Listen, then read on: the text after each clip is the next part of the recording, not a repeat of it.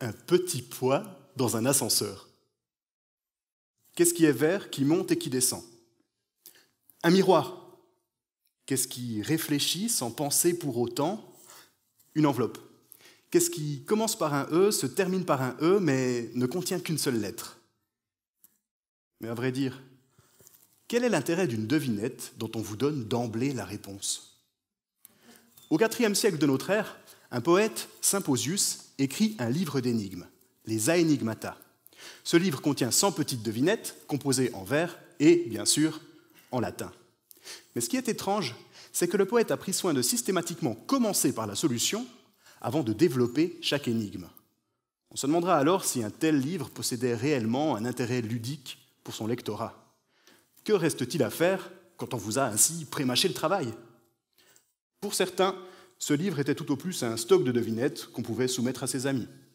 Pour d'autres, l'attrait de l'ouvrage était avant tout littéraire et non ludique. Mais on a également supposé la présence d'un jeu plus divertissant. Si l'on vous transmet d'emblée une solution, c'est peut-être parce qu'il en existe une deuxième, qui engendrera le réel intérêt de l'énigme.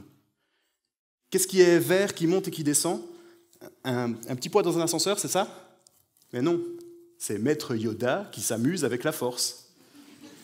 À travers ma thèse, je cherche à démontrer que Symposius a bien composé des énigmes à deux niveaux, et que ce deuxième niveau repose souvent sur le même principe ludique. Un principe qui existe encore dans nos devinettes actuelles.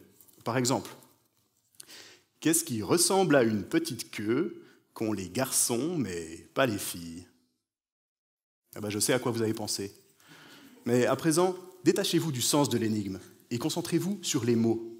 Du signifié, passez au signifiant. Cette petite queue qu'ont les garçons, mais pas les filles, c'est la cédille. Pour trouver un deuxième niveau dans les énigmes de Symposius, je vais dissocier le fond et la forme, glisser depuis le sens de l'énigme jusqu'aux éléments textuels qui la composent, les lettres, les syllabes, les mots, les vers, toutes les ressources de la grammaire.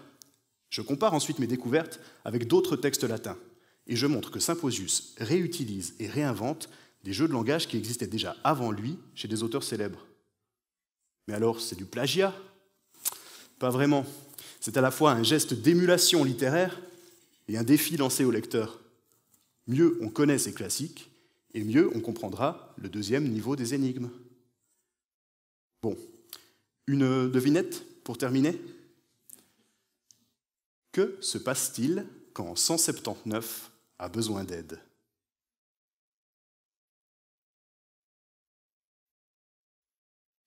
180 secondes.